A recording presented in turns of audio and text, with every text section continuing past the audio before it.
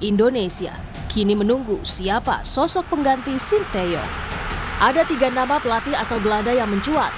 Ada Louis van Gaal, Giovanni van Bronckhorst, dan nama yang menjadi kandidat kuat pelatih timnas yakni Patrick Kluivert. Tapi siapapun nanti yang akan menukangi timnas patut didukung agar bisa membawa timnas lolos Piala Dunia 2026.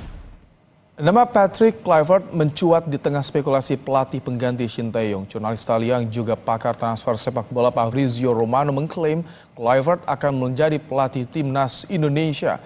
Lewat akun X-nya, Romano menyebut Kluivert akan menandatangani kontrak sebagai pelatih kepala baru timnas Indonesia. Kesepakatan telah tercapai.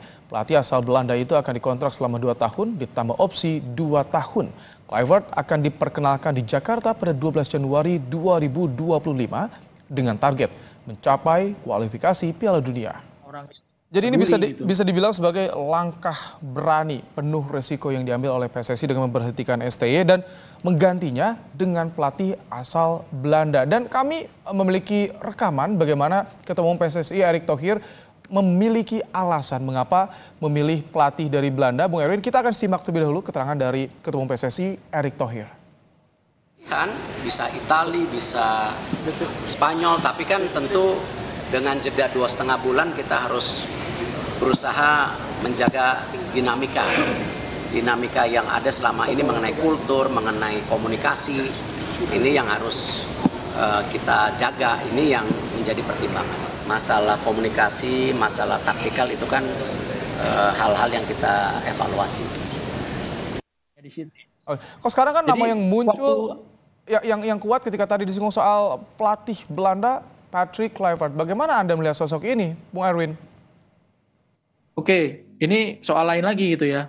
Artinya secara strategi, secara kultur masuk kalau pelatih Belanda.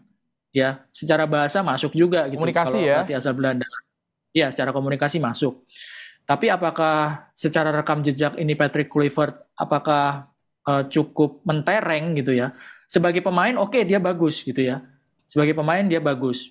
Pernah main di Ajax, juara Liga Champions, pernah main di Barcelona, juara Liga Spanyol. Tapi apakah sebagai pelatih bagus? Nah, ini kan kalau misalnya beneran Kluivert ya pelatihnya ya, tapi kita bicara secara rekam jejak ya nggak terlalu bagus sebagai pelatih kepala, belum terlalu bagus karena pengalamannya juga belum terlalu banyak. Terakhir itu kan menangani timnas Curaçao. Curaçao, betul. Ya menangani timnas Curaçao ya ada gelar juara yang disumbangkan dibawa oleh Kluivert bersama tim Curaçao, tapi kan levelnya hanya Piala Gold Cup ya, piala emas itu, dan lawan-lawannya juga lawan-lawan kelas berat gitu. Ada peringkat FIFA yang yang dibikin sama Kluivert sama tim Curaçao juga cukup banyak gitu. Tapi sekali lagi bahwa pengalamannya itu belum terlalu banyak, itu harus diakui. Patrick Kluivert belum terlalu banyak menangani klub ataupun negara.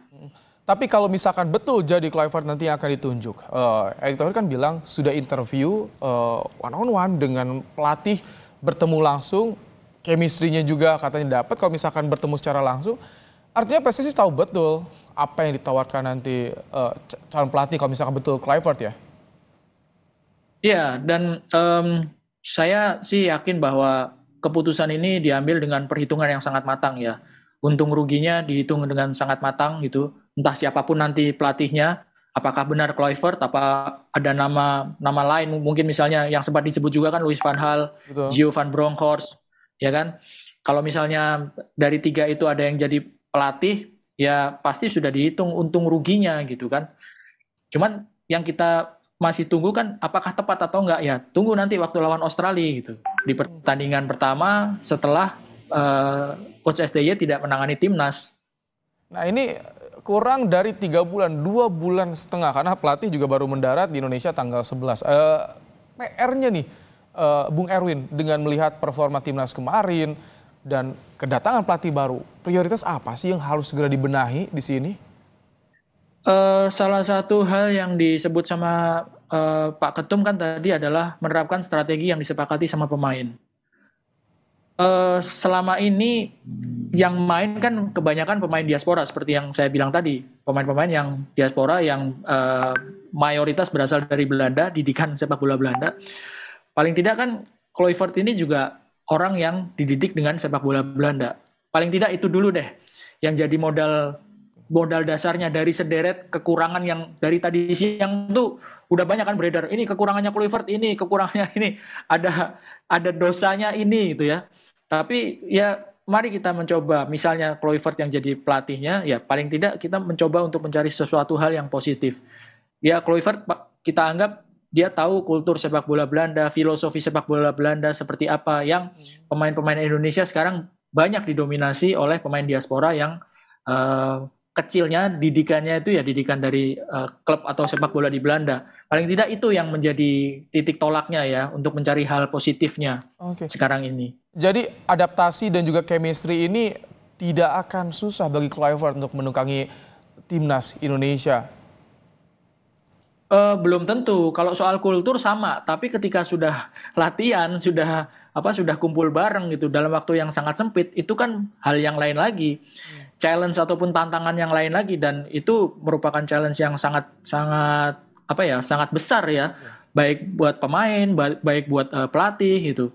Bagaimana dalam waktu yang sangat-sangat singkat kalau menurut saya, karena setahu saya tidak ada FIFA Matchday ya nanti menuju bulan Maret. Kalau misalnya ada FIFA Matchday itu, kalau misalnya saya salah, FIFA Matchday ya itu bisa dimanfaatkan untuk mencari chemistry antara pemain dan pelatih gitu.